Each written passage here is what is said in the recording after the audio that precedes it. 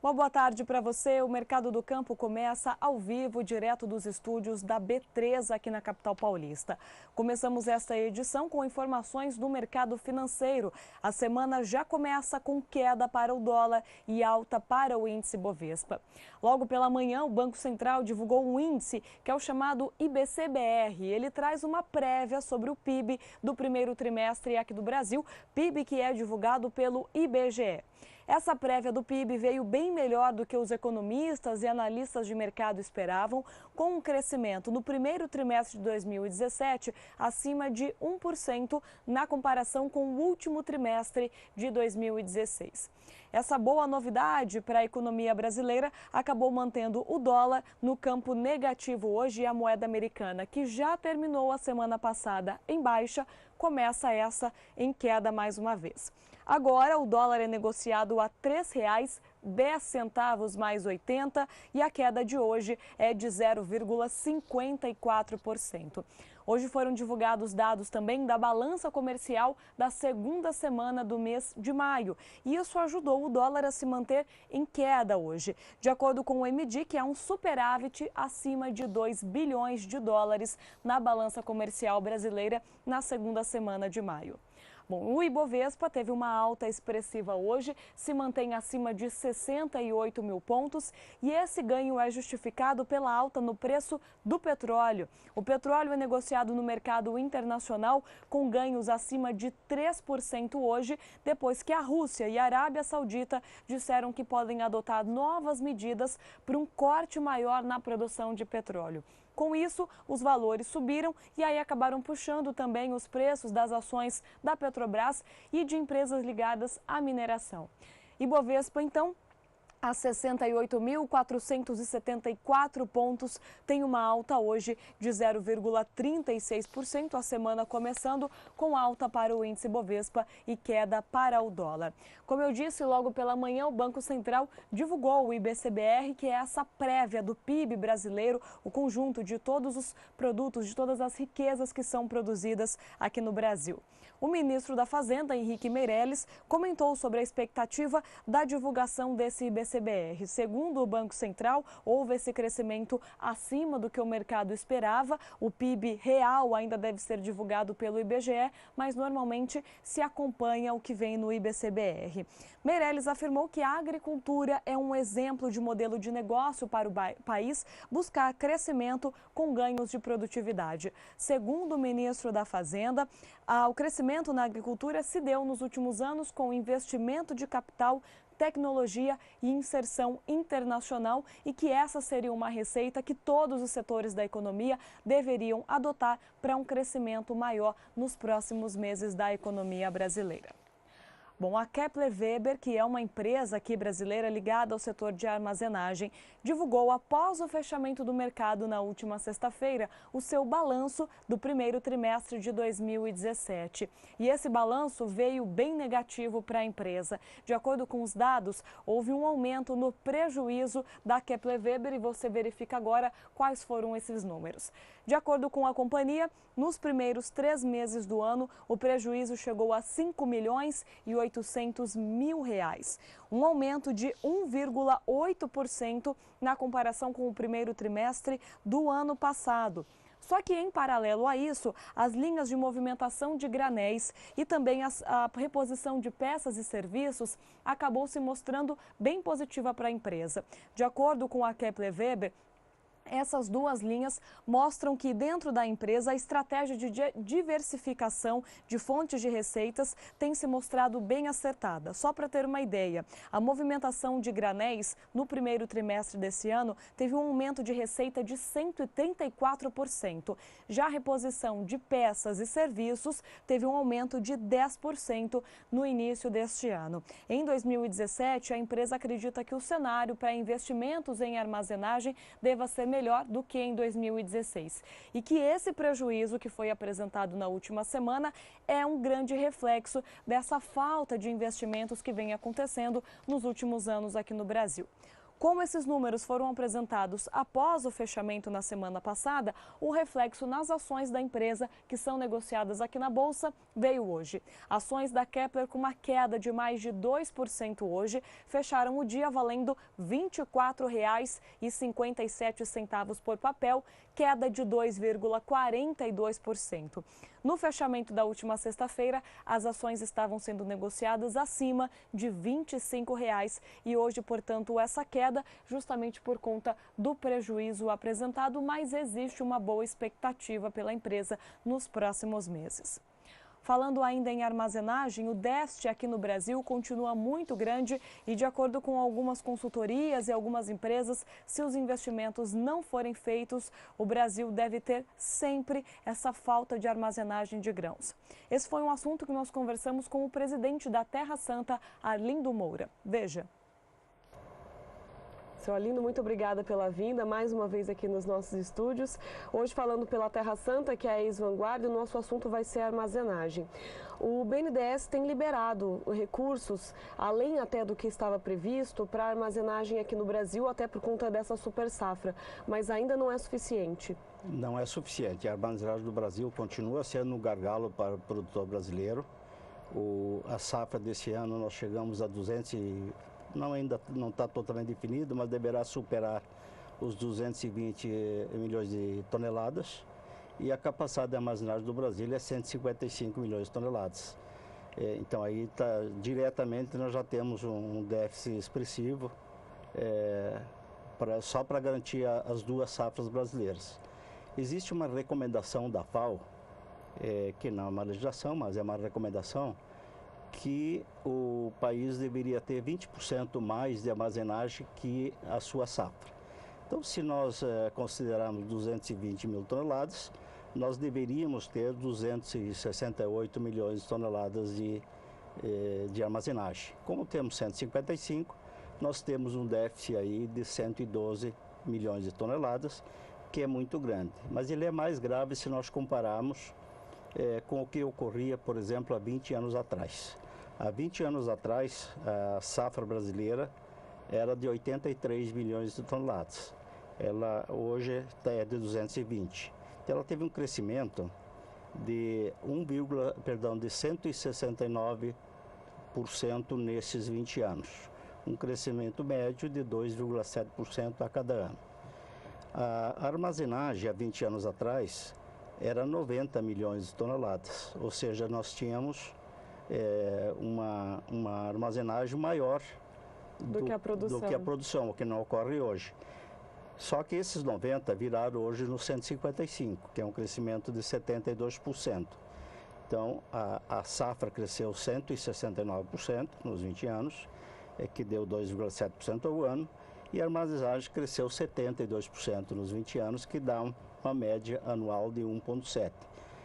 O que tem ocorrido, então, é que o nosso déficit tem aumentado ano a ano. Quando que essa conta vai fechar? Ela vai fechar? Da forma que tem vindo, infelizmente, a gente conclui que dificilmente ela fechará. Mesmo que se faça um programa de armazenagem como teve há 4, 5 anos atrás, o déficit é tão grande que talvez a gente não resolva o problema. Podemos amenizar e devemos amenizar. Nesse último programa, que era um programa muito interessante, com 15 anos para pagar, juros bastante interessantes também, houve um aumento de armazenagem. A nossa própria empresa fez um aumento, um investimento de quase 20 milhões de reais, aumentando a sua capacidade de armazenagem. Mas ele foi muito pequeno dentro das necessidades. Nesse ano que se criou esse incentivo, o Brasil não passava de 200 milhões de toneladas da sua safra. Quer dizer, desde então cresceu 20 milhões, 10% a nossa safra. E a armazenagem naquele programa cresceu em torno de 2, 3%, um número muito baixo para as necessidades. O governo, até assim que o ministro Blairo Maggi assumiu, ele acabou com esse programa e ele tenta fazer com que isso seja mais da iniciativa privada do que uma função estatal mesmo, da Conab, do Ministério da Agricultura. Só que falta, então, um incentivo financeiro do governo para que as empresas privadas consigam Na verdade, aumentar? esse programa já era privado, o que tinha era garantia entre aspas, do financiamento. Mas não houve um apetite muito grande dos bancos em financiar por um prazo tão longo com um juro barato. Na medida que o governo transfere um financiamento com um juro muito baixo, o que ganha o banco que fica com o risco do crédito é muito pouco, porque o BNDES ele repassa o dinheiro aos bancos privados e tem um rendimento em cima disso. E os bancos privados têm, além do trabalho operacional, da aprovação do crédito, acompanhamento do crédito, ele tem também o risco. E aí ficou muito pouco para o banco privado. E é um programa, então, que acabou, na verdade, não se usou todo o dinheiro que estava disponível nesse projeto. E muito mais em função da dificuldade de acesso ao crédito do produtor junto aos bancos privados. O senhor estava me explicando, a Terra Santa é uma empresa grande que produz muito, tem muita terra e mesmo assim vocês ainda não conseguem ter uma capacidade total de armazenagem. Se para uma empresa grande já é difícil, para um produtor pequeno é mais ainda. Correto. Nós temos 247 mil toneladas de armazenagem e temos uma produção de 770 mil toneladas de armazenagem. Então ele é até mais grave que a do Brasil. Então o que ocorre? Nós somos forçados a girar os nossos armazéns por 3 vezes no ano. Então a gente roda 2 vezes em função de soja, primeira safra, e milho, segunda safra, mas mesmo a soja a gente tem que virar meia vez mais e milho também. Então nos força a colher e também entregando a soja para a gente poder girar as 3 vezes no ano nossos armazéns.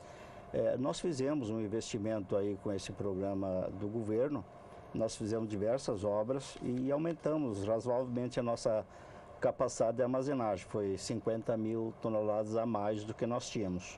Mas mesmo com essas 50, você vê que ficou ainda um número com um déficit bastante elevado. E alugar um armazém também é um custo muito elevado para o produtor, né? Ele tem um custo alto porque tem poucos armazéns em oferta para arrendamento, né? Em função de que quem fez é porque precisava, né? Então tem poucas ofertas. Nós temos uma capacidade alugada de 63 mil toneladas de armazenagem, contra 184 de armazenagem própria. Então, dos nossos 247 mil toneladas de armazenada, nós temos 63 que é alugado. Bom, agora isso acaba prejudicando muito o Brasil, porque nós falávamos antes também sobre a situação de outros países, como é o caso dos Estados Unidos, da Argentina, que são concorrentes direto no mercado internacional. O fato do Brasil não ter uma capacidade de armazenagem muito boa, força o produtor a vender um produto até por um preço mais barato. Sem dúvida. O menor preço do produto do produtor é durante a safra. A soja, menor preço é durante janeiro a abril. Já no segundo semestre, ele tem um preço mais benéfico e um prêmio maior. Às vezes até a bolsa não tem um preço muito maior, mas o prêmio é maior e faz com que o preço seja mais benéfico ao produtor. E a mesma acontece com o milho, né? Na época da colheita, o milho tem o seu pior preço de mercado. Então, se não tem armazenagem, o produtor é obrigado a fazer a entrega, a venda, para poder se desfazer, tirar da lavoura. Os Estados Unidos têm um programa muito interessante que perdurou por muitos anos e conseguiu fazer com que 50% da capacidade de armazenagem dos Estados Unidos estão dentro da fazenda. Então, os produtores americanos, até 50% da sua safra ele armazena dentro da fazenda. E depois ele vai então para os armazéns de trade, do governo, que ficam afastados da sua fazenda. Isso faz com que a comodidade do produtor seja muito grande. No caso da Argentina é um pouco diferente, ela não tem uma capacidade de armazém estática, de silos, armazéns, é muito grande, mas eles usam de uma forma muito intensa um silo de plástico que chama silo bag, ou seja, é um silo que entra o grão, ele tem que ser hermeticamente fechado, não pode entrar ar, E ele conserva o grão por 6 meses, 8 meses, 1 ano, não pode deixar muito tempo, mas até 6, 7 meses ele resiste bem. Não... O ideal para sair do período da safra, Exatamente, né? que é o ideal para você entrar lá no período de entre-safra e entregar. Só que no Brasil também tem esse silo, mas nós temos um pássaro aqui no Brasil que ele fura esse armazém. No momento que ele faz o furo nesse plástico, ele entra ar. No momento que ele entra ar, ele começa a danificar o grão. Então, ele é importante, a nossa empresa usa esse silo de uma forma assim, emergencial, para armazenagem de 1 semana, 2 semanas, onde o risco não é tão grande como deixar 6, 7 meses. Então, é uma alternativa, sim, mas não é uma solução. O fato do Brasil ter mais de uma safra por ano acaba prejudicando também essa questão da armazenagem? Ele, teoricamente, ele facilitaria porque você usa o silo por 2 vezes, né? Mas o que ocorre é assim, os melhores preços da soja é no segundo semestre, que é a época que você está colhendo o milho. Você começa a colher milho normalmente no mês de junho.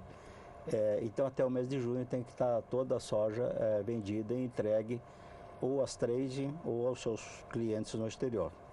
E você infelizmente não tem como participar dos ganhos de prêmios que tem no segundo semestre, principalmente nos meses de agosto até dezembro.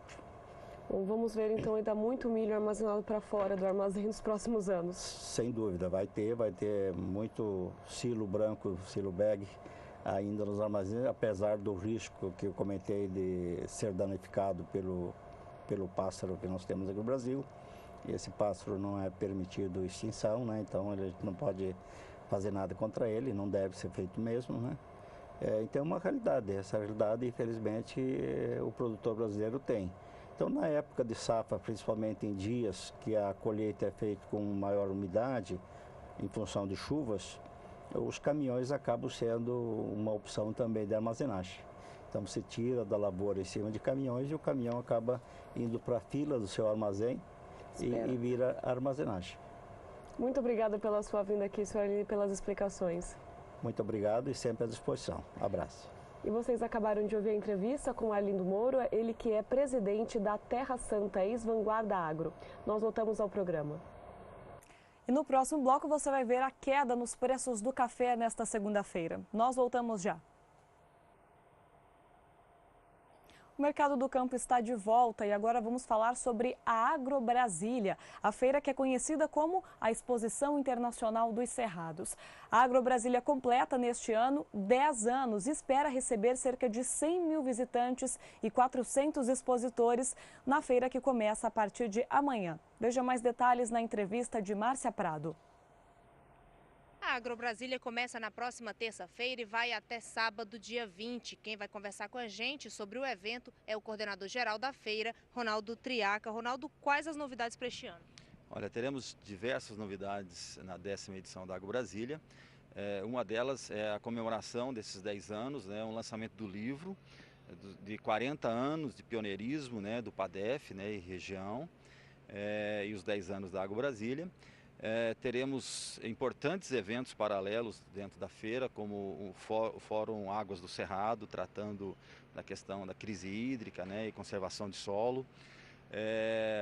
O Dia de Campo sobre integração lavoura, pecuária e floresta dentro do evento também. Um outro evento sobre sucessão familiar, que está dentro do 4º Seminário de Economia Agrícola. E diversos lançamentos, né, de equipamentos, de veículos, né, e de insumos de variedades genéticas. Enfim, a feira realmente está repleta de novidades. Qual é o tema deste ano, expectativa de público? O tema é transmitir conhecimento, garante inovação, que está ligado diretamente à sucessão familiar. Por isso o evento que nós teremos, né, do 4º Seminário de Economia Agrícola, que trata da sucessão familiar. A expectativa de público, a gente espera em torno de 100 mil pessoas, né? Lembrando sempre que no circuito das grandes feiras é a única que fica afastada do centro urbano. E esperamos aí um volume de negócio em torno de 700 a 750 milhões de reais. E a feira chega na 10ª edição e já está entre as principais feiras do país. O que motiva isso? O que explica? Pois é, A AgroBrasília é a caçula entre as grandes feiras de agronegócio do país e a principal razão desse crescimento grande e de ser um evento consolidado hoje é em relação à região, aos produtores que trabalharem na fronteira tecnológica e de termos nessa região, a região do Planalto Central, que é pouco reconhecida, a região onde está a maior concentração de área irrigada da América Latina sob pivô central, que são mais de 200 mil hectares irrigados, e nós consideramos que essa região também é a região mais diversificada do mundo. São inúmeras culturas produzindo com alta tecnologia, como por exemplo regiões de clima culturas de clima temperado, como uva, maçã, pêssego e outras como café irrigado, cebola, alho, trigo, milho, feijão. Então, sim, são inúmeras culturas, tudo com alta tecnologia. Então, realmente é uma região diferenciada e por isso que a gente recebe tantas comitivas estrangeiras para visitar tanto durante o ano como principalmente durante a feira. E é esse investimento em tecnologia que explica os altos índices de produtividade ali na região? Com certeza. Lógico, o clima ajuda muito, o clima é bem definido, né? 6 meses de chuva, 6 meses de seca. Altitude em torno de 1.000 metros, né, na região, mas principalmente a alta tecnologia empregada, né, pelos produtores da região e também por termos aí 8 centros de pesquisa da Embrapa aqui na região também. Isso é muito importante. Muito obrigada, Ronaldo. Nós conversamos com o Ronaldo Triaca, ele que é coordenador geral da AgroBrasília. Lembrando que a feira acontece de 16 a 20 agora de maio e a entrada é gratuita. Márcia Prado para o SBA. Agora o mercado de café, os preços nesta segunda-feira tiveram queda tanto para o Robusta na Bolsa de Londres quanto para o Arábica na Bolsa de Nova York. E de acordo com os analistas de mercado, a queda é explicada pela safra brasileira que está no início e deve aumentar a oferta de grãos no mercado internacional.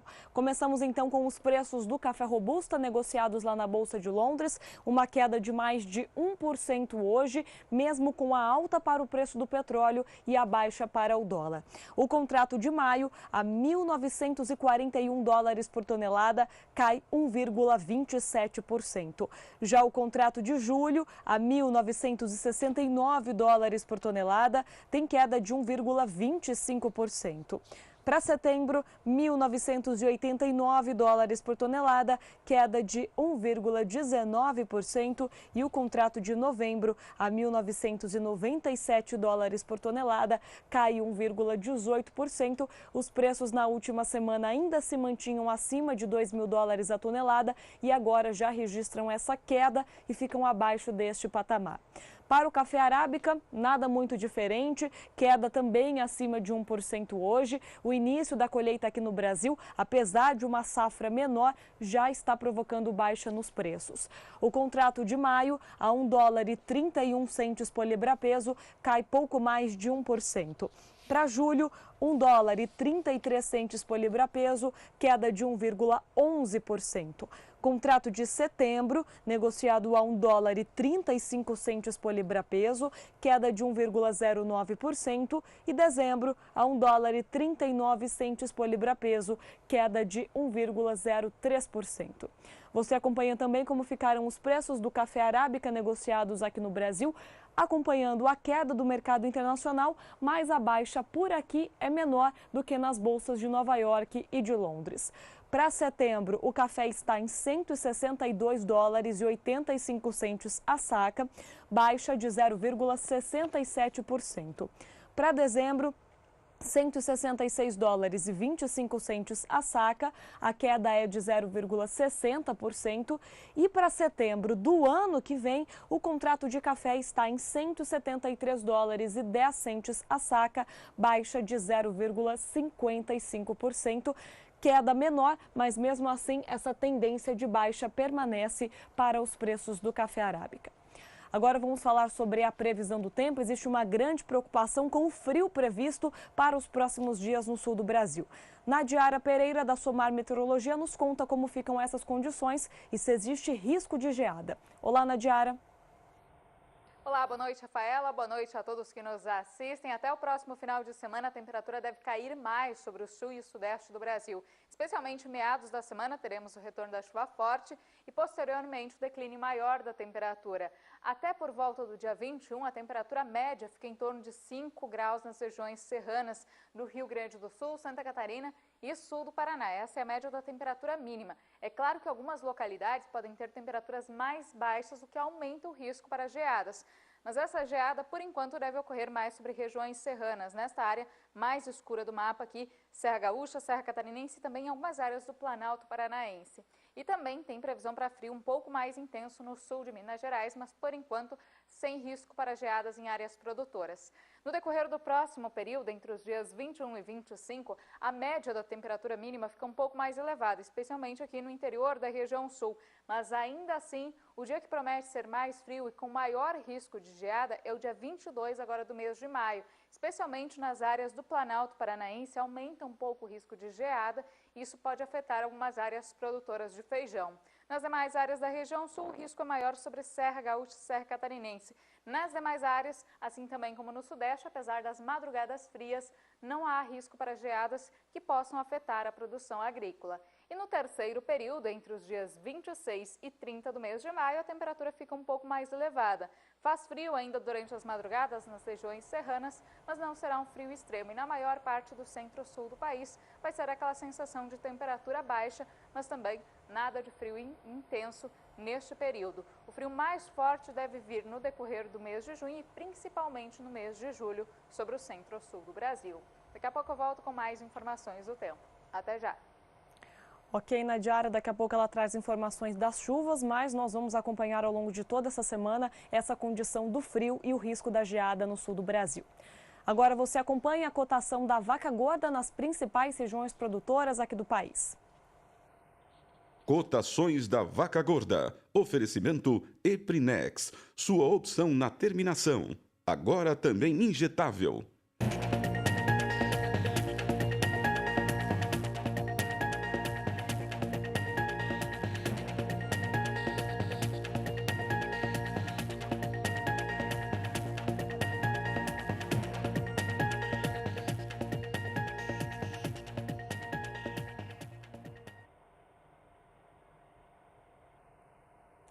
No próximo bloco você vai ver os preços da soja e do milho. Nós voltamos já. Mercado do Campo de volta e agora vamos falar sobre a produção agrícola aqui no Brasil. De acordo com um estudo que foi feito pelo Departamento de Agricultura dos Estados Unidos, entre o ranking dos países em que mais tiveram crescimento na produtividade, o Brasil lidera essa lista. Veja só os números que foram apurados pelo USDA. Entre os anos de 2006 e 2010, a produtividade agrícola aqui no país cresceu 4,8%. E o Brasil vem seguido por outros países gigantes na agricultura. China, que teve um crescimento de 3,25%, Chile, com um crescimento de 3,08% e o Japão, com um crescimento de 2,86%. Na década de 2000, a média de crescimento por ano no Brasil na produtividade foi de pouco mais de 4%, de acordo com dados apresentados pelo Ministério da Agricultura. Isso mostra como o Brasil conseguiu ser um grande produtor e exportador de alimentos nesses últimos anos, sem aumentar muito a sua área plantada. É mais um crescimento de produtividade com o uso de tecnologia. Bom, agora nós voltamos a falar sobre a previsão do tempo. A Nadiara Pereira trouxe agora há pouco informações do frio e vai nos contar como ficam as condições da chuva, principalmente no sudeste do Brasil. Nadiara, essa chuva pode atrapalhar a colheita de cana nos próximos dias? Durante o final de semana, a passagem de uma frente fria pela costa do sudeste provocou instabilidades em algumas áreas produtoras, só que a chuva foi muito isolada e de curta duração. Agora, para os próximos dias, é que alerta para aumento das chuvas, principalmente sobre o estado de São Paulo e Triângulo Mineiro. Em meados da semana, instabilidades ganham força a partir do oeste da região sul e à medida que avançam sobre o interior da região sul, se espalham também sobre o estado de São Paulo e Mato Grosso do Sul. Na região sudeste, até o final de semana, a chuva aumenta. Algumas áreas de São Paulo podem receber mais de 70 milímetros até pelo menos o dia 20 agora do mês de maio e vai chover forte também em partes do sul e oeste mineiro. Essa é uma chuva que aumenta a umidade no solo, mas por outro lado impacta nas atividades no campo, especialmente no corte e na moagem da cana-de-açúcar. Mais ao norte da região sudeste, a chuva não será o suficiente para encharcar o solo. Nestas áreas, as pancadas serão bem mais irregulares e com menores volumes de água. No decorrer do segundo período, que vai até o dia 25 de maio, a expectativa ainda é de chuva abrangente sobre São Paulo e partes da metade sul de Minas Gerais. As áreas mais atingidas de São Paulo ainda podem receber algo em torno de 30 a 50 milímetros. E é uma chuva que, mais uma vez, pode impactar nas atividades de corte e moagem da cana-de-açúcar. E no terceiro período, entre os dias 26 e 30 de maio, aí sim o tempo seco ganha força sobre o interior do Sudeste, algo normal para esta época do ano. Algumas pancadas atingem as áreas costeiras e também o Nordeste aqui de Minas Gerais, mas é uma chuva bem isolada e de baixo acumulado. Eu volto com você, Rafaela. Obrigada, Nadiara, pelas informações. Bom, a Argentina havia projetado uma produção de soja na atual temporada pouco acima de 56 milhões de toneladas. Na última estimativa, a Bolsa de Cereais de Buenos Aires acabou aumentando essa projeção. Agora, os argentinos acreditam que vão produzir na safra 16-17 57 milhões e 500 mil toneladas de soja. O número surpreende porque a Argentina teve alguns problemas durante a safra com o excesso de chuva. Só que mesmo assim, segundo os analistas, a produtividade está acima do esperado, o que acaba resultando nesses números. Mesmo com uma superprodução aqui no Brasil, na Argentina e um bom plantio lá nos Estados Unidos, hoje foi dia de alta para os preços da soja lá na Bolsa de Chicago. Segundo os analistas de mercado, o que motivou esse ganho foi a alta no preço do petróleo. O petróleo hoje subiu mais de 3% no mercado internacional e está ligado diretamente à produção de soja nos Estados Unidos, que é usada para a produção de biodiesel. Isso acabou sustentando os ganhos, que foram leves. Contrato de julho a $9,65 por bushel, sobe 0,23%. Já o contrato de agosto a $9,66 por bushel, a alta é de 0,18%. E para setembro, $9,62 por bushel, alta de 0,13%. A alta só não foi maior para o preço da soja lá na Bolsa de Chicago, porque hoje também os Estados Unidos divulgaram como foram os dados de moagem dessa soja, de processamento, e os números vieram abaixo do que o mercado esperava. Diferente da soja, o mercado do milho hoje teve queda lá na Bolsa de Chicago. As exportações semanais vieram abaixo do esperado e o clima segue muito favorável para o desenvolvimento das lavouras norte-americanas. Nem o mercado de petróleo conseguiu influenciar e reverter essa queda hoje. Contrato de julho a $3,67 por bushel, cai 0,87%. Setembro, $3,75 por bushel, queda de 0,92%. E dezembro, a $3,85 por bushel, queda de 0,90%. Você acompanha também os preços do milho aqui no Brasil, um dia de predominância de alta. O contrato de maio, a R$ 27,88 a saca, sobe 0,61%.